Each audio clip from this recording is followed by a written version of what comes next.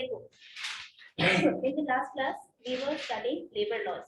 Okay, labor laws were broadly classified into 4 different categories. और भी categories broadly यही 4 category होती है.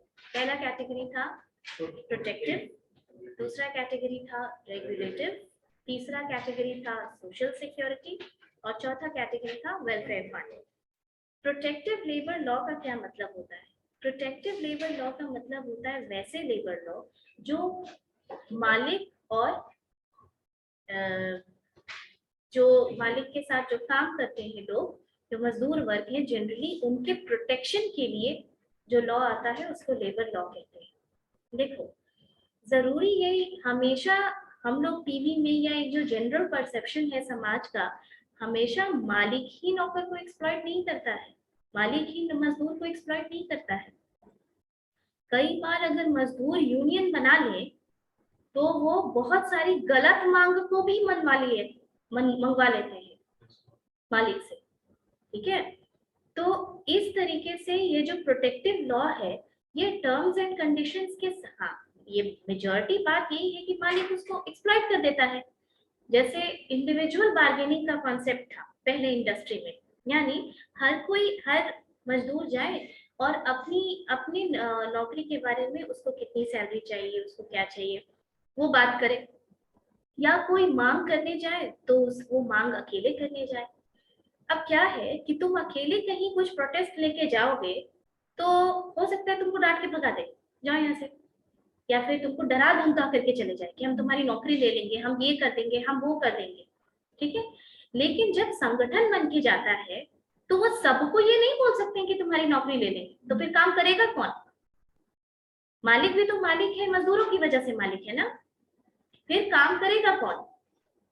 ठीक है, और कई चीज ऐसी हुई है हिस्ट्री में जो कि तुम टाटा स्टील, टाटा में जो भी अभी लीवर, वहां यूनियन बहुत तगड़ा है, बहुत स्ट्रांग है वहां का यूनियन. वो लोग हाउसिंग फैसिलिटी ले लिया. हाँ, मेडिकल तो मिलता है, हाउसिंग फैसिलिटी ले लिया वो प्रोटेस्ट कर कर आके. जैसे फैक्ट्रीज एक्ट में हाउसिंग फैसिलिटी नहीं है, लेकिन प्लांटेशन एक्ट में हाउसिंग फैसिलिटी है. क्यों है? लॉ बनाया इसलिए क्योंकि चाय पत्ती का जो बागान होता है वो हमेशा शहर से दूर होता है, और उस बागान में कभी बारिश हो रही है, एक तो हिल स्टेशन पे होता है, कभी बारिश हो रही है, कभी धूप है, कभी लैंडस्लाइड हो गया, कभी कुछ हो गया, तो तुम तो काम पे पहुंचोगे ही नहीं, नेचर ऑफ वर्क की वजह से. तो वैसे केसेस में क्या होता है कि उनको हाउसिंग दिया जाता है, छाता दिया जाता है, रेन कोट दिया जाता है. साल भर बारिश होती है, हिल स्टेशन पे कैबिन में धूप है और रोज रात में बारिश हो रही है. ठीक, अब टाटा में मजदूरों ने लड़ झगड़ करके वो ले लिया, हाउसिंग ले लिया. अब ये क्या हुआ? मालिक का तो उतना पैसा गया ना, उतना पैसा गया, या फिर हो सकता है वो विलिंग नहीं होगा, बाकी अपना मैनेज करते. लेकिन आप मजदूर के संगठन से लड़ नहीं सकते हैं, ये आसान नहीं होता है. अगर मजदूर धरना पे बैठ जाए, ठीक है, अगर मजदूर धरना पे बैठ जाए, उसके साथ सारे मजदूर धरना पे बैठ जाए, ऑर्गेनाइजेशन, कुछ कारण है, होता है ना कि हर चीज का देखो एक लिमिट होता है, एक दायरा होता है. जैसे हम जहां तक कहते हैं कि एक्सप्लॉइटेशन नहीं करना चाहिए, वहां तुमको ये भी समझ में आएगा कि जिससे तुम बहुत प्यार से बात कर रहे हो वो फिर तुम्हारा काम ही नहीं करे. कई बार देखे हो तुम ये, तब तुमको ये मन में होगा कि थोड़ा लगाम रखना जरूरी होता है. ये हाउस होल्ड मेट्स पे भी तुम देखो, जो थोड़ा सा लिबर्टी में रखेगा, जो जिसके यहाँ सोचेगा कि अच्छा आज ठंड है तो आज तुम ये काम मत करो, आज वो नहीं करो, बस उसी को बेवकूफ बनाना शुरू कर देगा. और जिसके यहाँ टाइट करके रखता है उसके यहाँ देखो कैसे डिसिप्लिन से काम होता है. ये इन जनरल लेबर का टेंडेंसी है. तो ऑर्गेनाइजेशन में कोई चीज अगर हो रही है तो जरूरी नहीं है कि वो सिर्फ लेबर के नुकसान के लिए है.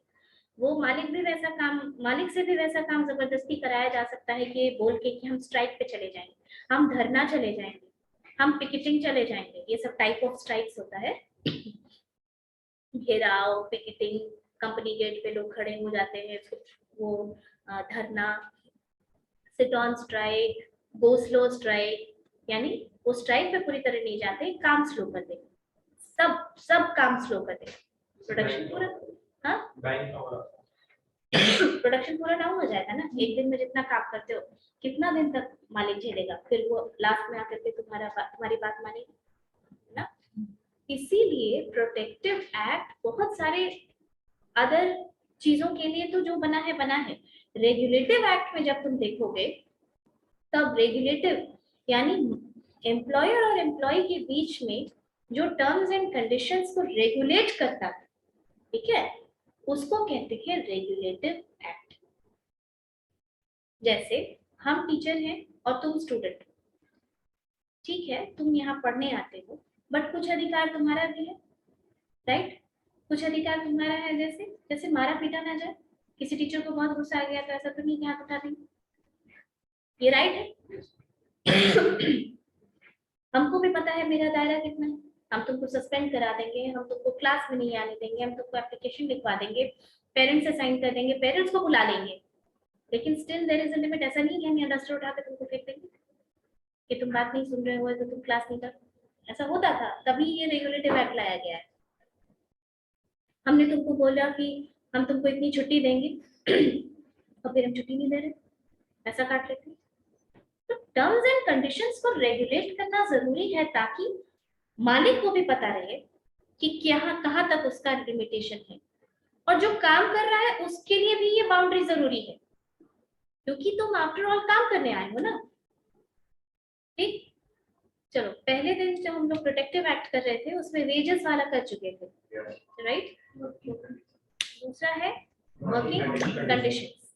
वर्किंग कंडीशंस में हम लोग पहले देखे थे, हम थोड़ा थोड़ा तुमको बताते हैं, हमको नहीं पता कि एचआरएम में तुम लोग को पढ़ना है कि नहीं पढ़ना है, क्योंकि ट्रेड यूनियन पढ़ना है। ट्रेड यूनियन देखते हैं कैसे क्या होता है।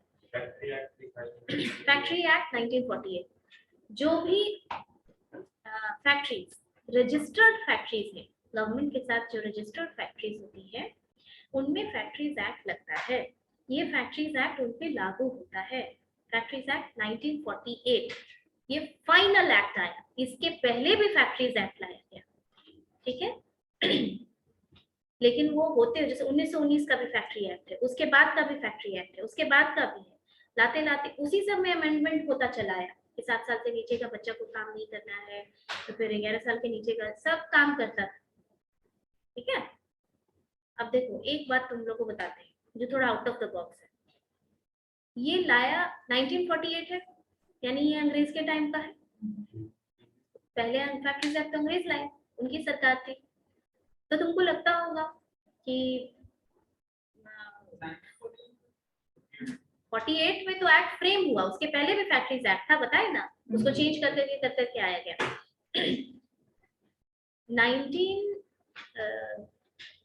1875 में, नहीं 1975 में कुछ ऐसा एरा है जिसमें फैक्ट्रीज कमीशन बिठाया गया। पहली बार वर्किंग आवर्स, इंडियंस का वर्किंग आवर्स क्या था पता है? सूरज उगने से सूरज अस्त होने तक वर्किंग आवर्स। नहीं, तो ये समय आजादी के बहुत पहले का है, तुमको ये कॉन्सेप्ट समझने के लिए पीछे भी जाना होगा। उस समय क्या था, इसी तरह तो काम करते थे, कोई इंडस्ट्री और फैक्ट्री थी क्या? ऑफिस में प्राइवेट नौकरी में काम करना तो ये बहुत दूर की बात थी, ठीक है। ग्लोबलाइजेशन के बाद इतना प्राइवेटाइजेशन बढ़ा ना कि प्राइवेट नौकरी को रिस्पेक्ट मिलने लगा, क्योंकि एमएनसीज आने लगे। उसके पहले पापा लोग से पूछो तो पापा लोग के टाइम पे था रिस्पेक्ट? नहीं था। तो फैक्ट्रीज कमीशन जब स्टैब्लिश किया गया तो लोग ये सोचते हैं कि ये फैक्ट्रीज कमीशन इसलिए स्टैब्लिश किया गया क्योंकि अंग्रेज बड़ा सोचते हैं कि भाई इतने छोटे बच्चे क्यों काम कर रहे हैं, ये वो वर्किंग आवर्स रेगुलेट करना और ये सब। ट्रूथ ऑफ द फैक्ट कुछ और था। ट्रूथ क्या था? देखो, हमारे यहाँ का कॉटन बहुत फेमस है, मालूम है तुमको? सोने की चिड़िया कहाँ जाने में वो भी, उसका भी एक हाथ। हमारे यहाँ कपड़ा कॉटन, और सिर्फ फेमस ही नहीं था, बहुत अच्छे क्वालिटी का बनता था, बहुत अच्छा क्वालिटी। और हमारे यहाँ लेबर बहुत सस्ता, जनसंख्या इतनी है, लेबर बहुत सस्ता है यहाँ, लेबर का थोड़ी ना राइट साइड कुछ था बस। तो क्या होता था कि हमारे कॉटन वगैरह जब एक्सपोर्ट होते थे ना, तो वो जो ब्रिटिशर्स के लैंकशायर शहर से आते थे उनसे बेहतर था, उनसे बहुत बेहतर था। और अंग्रेज यहाँ राज कर रहे थे। तो उनको लगा कि इस चीज को नीचे करने का एक उपाय ये है कि फैक्ट्री का आवर्स रेगुलेट करो, मतलब लोग कम काम करेंगे, रेगुलेटेड रहेंगे, आवर्स ऑफ एम्प्लॉयमेंट घटेगा, तो थोड़ा फर्क पड़ेगा उससे। ठीक है, इस तरीके से। ठीक उसी तरीके से जैसे सिविल सर्विसेज एग्जाम्स में किसी इंडियन को बैठने ही नहीं दिया जाता, सब अंग्रेज ही जाता था। तुमको अगर सिस्टम के बारे में कुछ चेंज करना है तो तुम छोटे लेवल पे थोड़ी चेंज कर सकते हो। प्रधानमंत्री बनोगे तब ना चेंज करोगे, आईएएस ऑफिसर बनोगे तब ना कुछ चेंज करोगे। नेपोलियन बोनापार्ट ने एक बात कही जो कि बहुत सही है, if you don't like something about the system, come to the system, reach to the top and then change what you don't like. लेकिन अक्सर होता क्या है कि बाय द टाइम हम सिस्टम में आते हैं तो पूरा सेटअप हम ही को कन्वीनियंस देने लगता है, भूल जाते हैं कि हम किस पर्पज से आए। लेकिन फिर भी नेता है वैसे। तो इसके वजह से फैक्ट्रीज एक्ट आया और टाइम टू टाइम अमेंडमेंट के कारण अब जो फैक्ट्रीज एक्ट आया, फैक्ट्रीज एक्ट 1948, जितनी फैक्ट्रीज है वो उससे रजिस्टर्ड है। ठीक है, उसमें है वर्किंग आवर्स, तुम कितने घंटे, 9 घंटे का काम है। ठीक, उसके बाद आप काम कराते हैं तो आपको ओवर टाइम देना होगा। The rate of over time is twice the wages. ठीक है, विमेन के लिए, बच्चों के लिए किस एज तक काम कराना, जैसे विमेन के लिए है शायद शाम के 7 बजे से अगले दिन के सुबह 6 बजे तक आप विमेन को एम्प्लॉय नहीं कर सकते। ठीक है, वो सेफ्टी सिक्योरिटी के पर्पज से बोला गया। प्लस फैक्ट्रीज एक्ट में और भी चीजें हैं कि जैसे मजदूर पर काम कर रहे हैं तो हर 250 लोगों के लिए वेलफेयर मेजर्स भी हैं। हर 250 वर्कर के लिए, हर 250 वर्कर्स होने के बाद ड्रिंकिंग वाटर का अरेंजमेंट होना चाहिए। गर्मी में वो पानी ठंडा होना चाहिए। कैंटीन की फैसिलिटी होनी चाहिए, कैंटीन मैनेज होना चाहिए, वेलफेयर में ये सब आता है। मेडिकल एड होना चाहिए, मतलब एक मेडिकल बॉक्स बना करके आप रखिए, किसी भी मजदूर को कुछ भी हो सकता है कभी, फर्स्ट एड जैसा। Then you should have creche facility, creche money, जहाँ भी 50 से ज्यादा औरतें फैक्ट्री में काम कर रही हैं वहाँ एक क्रेच की सुविधा होनी चाहिए जहाँ वो अपना बच्चा लेकर के आए और वहाँ फैसिलिटी हो दूध का, खिलौने का, टॉय का, मतलब उस बच्चे को टेक केयर करने के लिए, ताकि वो लेके आए और फिर वापसी में लेके जाए ताकि वो आराम से काम कर सके। ठीक, बहुत सारा बैंक ये किया है, बहुत सारा बैंक में ये क्रेच है गवर्नमेंट बैंक्स में, लेकिन जगह जगह पे, हाँ सब जगह पे नहीं है, सबने इम्प्लीमेंट नहीं किया है, तो कुछ का कुछ लगा करके नहीं लगा सकता है क्योंकि नंबर ऑफ विमेन एम्प्लॉयज नहीं होगी, गांव देहात में नहीं है तो कैसे खोलेगा क्रेच। तो उसका तो हर, इसीलिए लॉ में जब भी कुछ लिखा गया है तो वो लिखा गया है कि नंबर ऑफ वर्कर्स कितने होने चाहिए उसमें। ठीक है, हर 500 वर्कर पे एक सेफ्टी ऑफिसर होना चाहिए, हर 500 पे एक वेलफेयर ऑफिसर होना चाहिए, और हर 1000 वर्कर अगर ऑर्गेनाइजेशन में है तो उसके लिए एक सेफ्टी ऑफिसर तैनात होना चाहिए जो वहाँ की सेफ्टी वगैरह देखे। तो ये जो सेफ्टी इंजीनियर सब होता है ना, सेफ्टी से जो डोमेन से करता है इंजीनियरिंग, उन लोग का फैक्ट्रीज में सेफ्टी ऑफिसर में जॉब लगता है। ठीक है, ये वेलफेयर ऑफिसर होता है। इसके अलावा भी फैक्ट्रीज में बहुत, फैक्ट्रीज एक्ट बहुत बड़ा एक्ट है और इंडिया के जितने फैक्ट्रीज एक्ट हैं सब पे ये लागू होता है, इसके हिसाब से सब कुछ होता है। अब इसमें बहुत सारा कुछ है कि फैक्ट्रीज इंस्पेक्टर पता है कौन होता है, डीएम होता है। ठीक है, डीएम इंस्पेक्शन करता है जाकर फैक्ट्री का।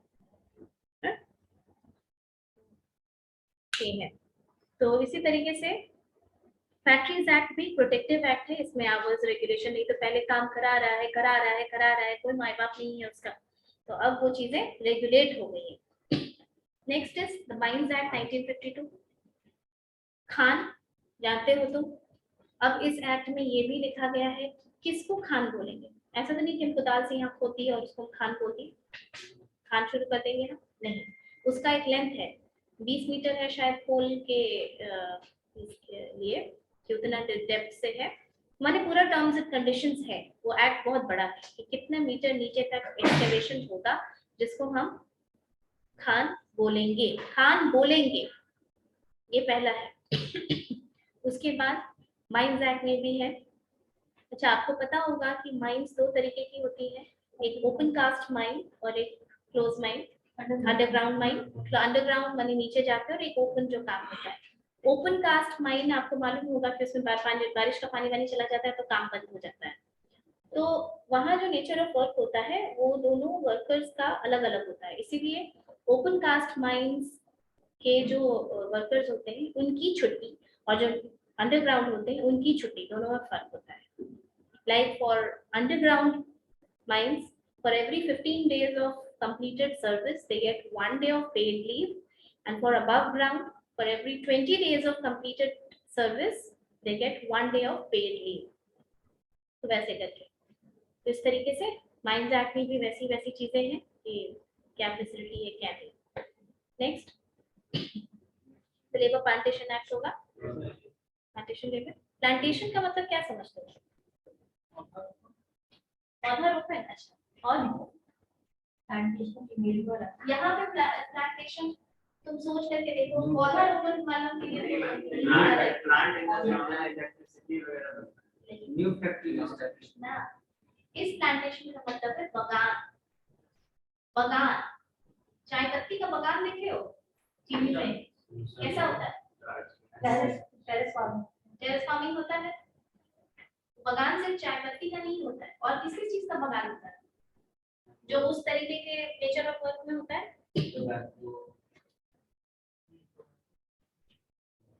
चाय पत्ती, coffee, rubber, rubber rubber plantation होता है। उस तरीके से और भी बहुत सारा चीज का प्लांटेशन होता है। गरम मसाला का होता है, केरला में है बहुत सारे plantation. Since the nature of work in these plantations are different than normal work, and plantations are far away from the city, इसीलिए इन लोगों के राइट्स को प्रोटेक्ट करने के लिए भी काफी सारा रूल एंड रेगुलेशन बना। ये आया 1951 में। ठीक, तो प्लान एक्ट, तो ये बहुत बड़ा बिजनेस है। आपको पता है कि हम लोग दुनिया में लार्जेस्ट, सेकंड लार्जेस्ट कंज्यूमर है, ठीक है, आफ्टर चाइना। हमको लगता है कंज्यूमर फर्स्ट ही है, एक्सपोर्टर सेकंड है। चेक कर लेना। चाइना, कॉफी में नहीं, चाय की बात हो रही है। और ये जो दार्जिलिंग की चाय है ये बहुत ज्यादा एक्सपोर्ट होती है, इतना बड़ा बिजनेस है।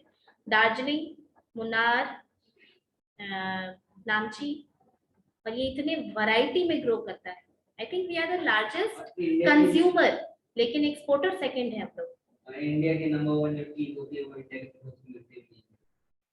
तो तुम अगर अल्फोंसो को बेचो तो स्टिकर लगा लगा के 200 रुपए का बेचा जाता है बाहर, ठीक है, तो रेवेन्यू ज्यादा आता है ना उससे, इसीलिए।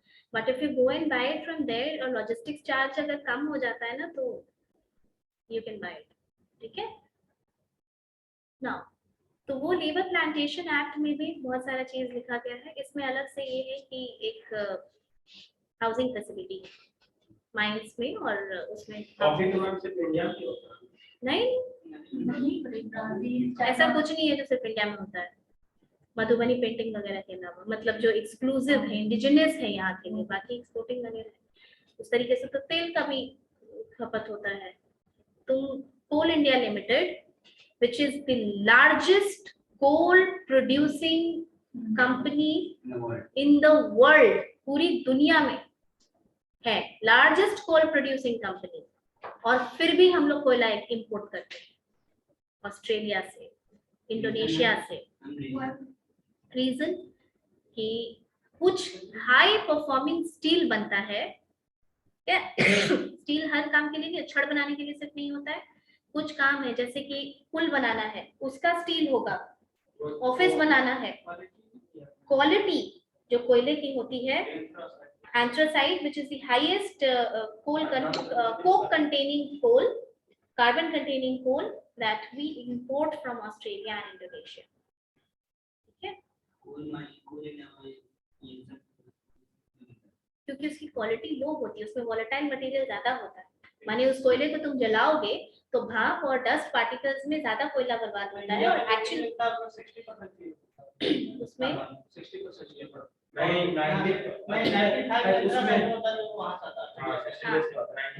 बनता यहाँ भी है लेकिन वो सफिशिएंट नहीं होता है। हाँ वो सफिशिएंट नहीं होता है। वैसा कोयला इंडिया में नहीं वो तो नेचुरल चीज है ना, यू गेट इट और नॉट। जैसे कि अब डायमंड यहाँ क्यों नहीं, बिहार में डायमंड मिलता है? हाँ रिफाइन किया जाता है लेकिन करने के बाद स्टील को बहुत हाई क्वालिटी स्टील को बनाने के लिए बहुत हाई क्वालिटी कोयला चाहिए होता है। और अभी भी हम लोग चाहे जितना भी बोल दें कि रिन्यूएबल एनर्जी की तरफ काम हो रहा है, कोल कहीं नहीं गया है अभी आने वाले कुछ सालों में, क्योंकि हमारा पूरा बिजली उत्पादन उसी पे डिपेंडेंट है, कोयला पे 90%। ठीक है तो अगर कोयला नहीं होगा तो कैसे काम, बिजली कैसे बनेगी? रिन्यूएबल एनर्जी की तरफ काम हो रहा है लेकिन it will take some time. ठीक है कमिंग बैक, तो लेबर प्लांटेशन एक्ट उस बागान पे जो काम होता है उसके लिए। ठीक है उसके बाद बीड़ी एंड सिगार 1961 आप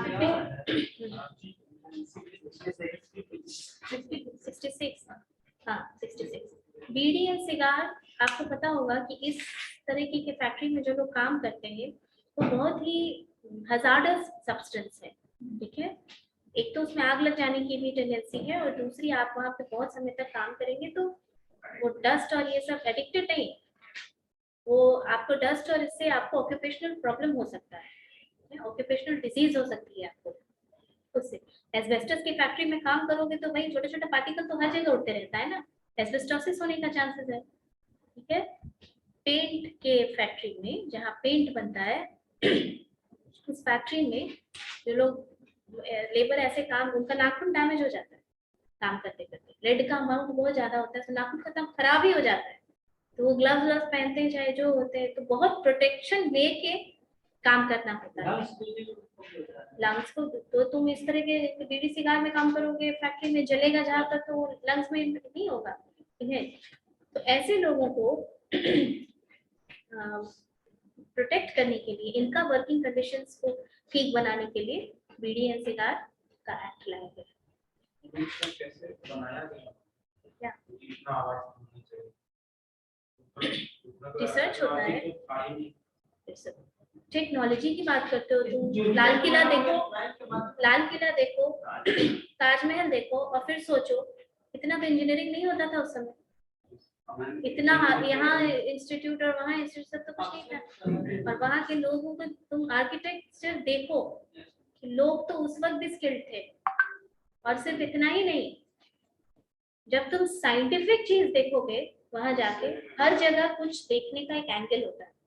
जैसे आप मंदिर जाते हैं तो लोग सिर्फ पूजा करने जाते हैं, बहुत लोग आर्किटेक्ट देखने भी जाते हैं। जब तुम वो लाल किला के पास पीछे ये जो फोर्ट है, ठीक है, वो पीछे यमुना नदी बहती है, पंखा वंखा तो था नहीं उस समय, उसका फोर्ट का स्ट्रक्चर इस तरीके से बनाया गया है कि गर्मी के टाइम पे जिस डायरेक्शन से हवा चलती है, ठीक है, वो खिड़की वगैरह उस तरीके से डिजाइन की गई। और ये सब जो मुहावरा है कि दीवारों के भी कान होते हैं, ये सब क्या है? वहां तुमको बताएगा कि किसी एक कॉर्नर पे जो कि distance, it is at certain distance, वहां तुम खड़े होकर के अगर कुछ बोल रहे हो और अगले कॉर्नर में कोई बंदा खड़ा है तो उसको सुनाई देता था। तभी इंफॉर्मेशन महल से भी लीक आउट हो जाते थे दास और दासियों के रूप में। ठीक है तो तब क्या कौन सा आर्किटेक्चर था? नहीं था ना, राजा तो अनपढ़ हुआ करता था, अकबर तो अनपढ़ था, नाम भी नहीं लिख सकता था, कितना बड़ा राजा हुआ हिस्ट्री का। तो बहुत सारी चीजें तुम देखो, अंग्रेजों का बनाया हुआ दार्जिलिंग शहर वो अपने समर कैपिटल के लिए बनाए थे, और वहां का रोड वगैरह देखो तुम, यहाँ एक सीजन टिकता नहीं है रोड, अभी बनाया बरसात आया खत्म। हाँ हाँ वैसा वैसा बहुत कंस्ट्रक्शन है इतिहास में, तो पीपल वेर वेरी स्किल्ड। हाँ कितना ही भूकंप आएगा तो महल तो नहीं गिरेगा, पहाड़ क्यों नहीं गिरेगा? हाँ ये भी है, बहुत सारा मंदिर है जो पहाड़ काट काट के बनाया है। जितना दूर रहिएगा मैं रिकॉर्ड नहीं करता। हाँ और- और सामने से नहीं करते उसका हम्म, बाहर से जितना देखे वो क्लोज दिखे और जैसे ही उसके पास एक बहुत दूर दूर just imagine the science law behind that. आसपास है मैम, वो तो अभी तक उसको जंग भी नहीं लगा। किसमें? लॉ आसपास अशोक का लॉ अशोक। अच्छा अच्छा, मैं अशोक का नहीं है, वो बनाया था वो पुराना संघ। गाना सुन बनाया। महाराणा प्रताप है उनके दादाजी। अच्छा, so नहीं, history is very interesting, history is very interesting actually. तो तुम उसकी बात कर रहे हो कि नंबर ऑफ आवर्स और ये सब रेगुलेशन कैसे होना चाहिए। सोचो कि इंडस्ट्रियल रेवोल्यूशन कैसे आया, छोटी मशीन से बड़ी मशीन। लोग अपने घर में काम करते थे, जैसे घड़ा बनाए तो लोग अपने अपने घर में काम करते थे, घड़ा बनाते थे। खंजर बनाए, वो अपने अपने घर में काम करते थे। जैसे मुंगेर, बिहार में मुंगेर है, वो बंदूक के लिए बहुत फेमस है, मालूम है? ठीक है, मुंगेर के अभी भी बनता है। हाँ, बनता है। लेकिन तुम सोचो, फैक्ट्री बाद में रखी गई, लोग तो पहले से स्किल्ड थे ना, लोग थे ना स्किल्ड। और वो क्या था, वो जो राजा था वहां पर मीर कासिम शायद, वो in to prepare the place against britishers, जो बंगाल का में था वाइसरॉय, उसके अगेंस्ट के लिए ये फैक्ट्री बनाया था। ठीक है, और कॉपी करने में तो हम लोग अच्छे हैं ही, तो वो ब्रिटिशर्स के पास ये मॉडर्न टेक्नोलॉजी थी एंड देन दे कॉपी। तो वहां तो घर में भी मिलता है।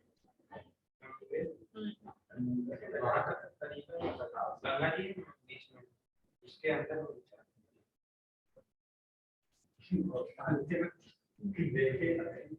दूर है सिटी में।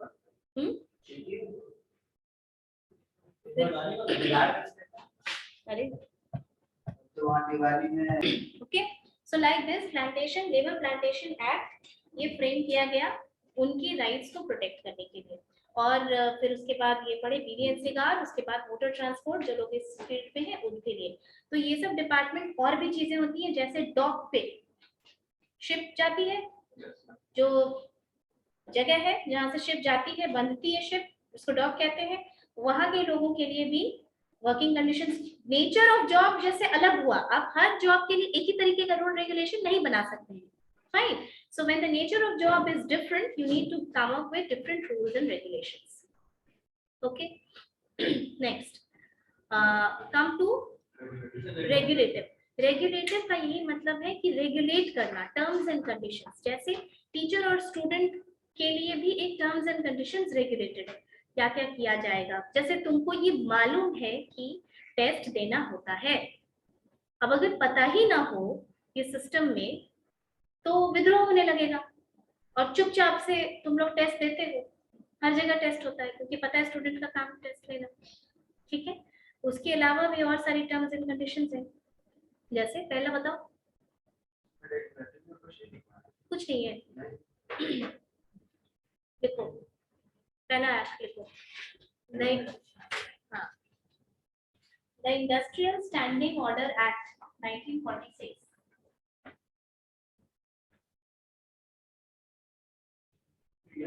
The Industrial Standing Orders Act, I capital. Industrial Standing Orders Act 1946. Second, the Trade Union Act 1926. 46. Trade Union Act 1926.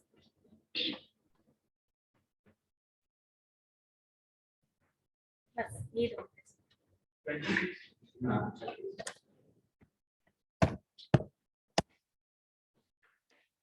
ये दोनों मेजर लॉ है जो रेगुलेशन गाइड करती है। इंडस्ट्रियल स्टैंडिंग ऑर्डर एक्ट क्या है? ये वो एक्ट है जिसमें कि terms and conditions of employment को लिख लिया जाता है, ठीक है, और उस टर्म्स एंड कंडीशंस पे मालिक भी एग्री करता है और मजदूर भी एग्री करता है। उसको लिखवा के जो ऑफिसर होता है जगह का, जैसे यहाँ का फैक्ट्री बिहार का जितना है उसका हेड होगा, उसका ऑफिस होगा जहाँ वो लोग सबमिट करता है ड्राफ्ट, उसको सबमिट करता है। इस बीच में ये गैप दिया जाता है कि अगर किसी को कोई प्रॉब्लम है, किसी को लगता है कि कोई मांग उसमें से नाजायज है, तो आप आइए उसका विद्रोह कीजिए। तो फिर उस पर देखा जाएगा। अगर कोई विद्रोह नहीं किया जाता है तो ये this is deemed to be understood कि ये मान लिया गया है, ठीक है। उसके बाद वो स्टैंडिंग ऑर्डर बन जाता है। जैसे डिसिप्लिन को लेकर के ऑर्गेनाइजेशन में क्या स्टैंडिंग ऑर्डर है? तुम कुछ कर रहे हो क्लास में, वो सब कुछ जो कर रहे हो क्लास में जरूरी नहीं कि वो इनडिसिप्लिन में आता है, ठीक है। अगर हमको कोई स्ट्रिक्ट एक्शन लेना है ऑर्गेनाइजेशन में, तो first your behaviour should fall in that category of indiscipline. समझ में आ रहा है?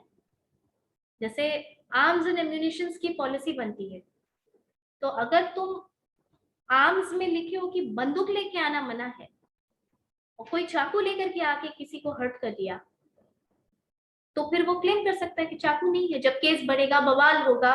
इसीलिए पॉलिसी में कुछ सब कुछ बाद में भी कोई डिस्प्यूट ना हो, इसलिए लिखा होना जरूरी होता है। अंडरस्टूड? जब आप लोग कोई ऑर्गेनाइजेशन ज्वाइन करेंगे ना, तो वहां पे पॉलिसी तुमको लिख करके मिलती है और तुमको नीचे में I agree to the terms and conditions में साइन करना होता है और फिर नीचे साइन करना होता है। जब टिक करते हो तो इसका मतलब है कि तुम ये मानते हो कि ये सारा टर्म्स एंड कंडीशंस है हमारे ऑर्गेनाइजेशन का, ठीक है।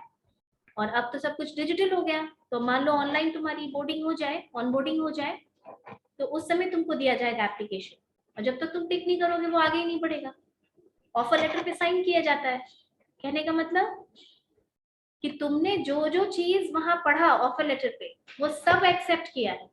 ये ना कि पढ़ लियो और फिर दूसरे दिन कुछ क्लेम करने चले आए। या फिर आप ऐसा भी करना होता है, उसे टिक लगा दियो, वो भी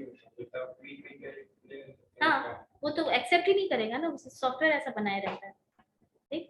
और ऐसा नहीं कि टिक लगा दिए, नहीं, तुम टिक लगा दिए मतलब वो माना गया। हाँ, और फिर नीचे साइन करना होता है, ठीक है। ये हो गया। अब नेक्स्ट क्लास में ये बताएंगे और फिर सोशल सिक्योरिटी बताएंगे।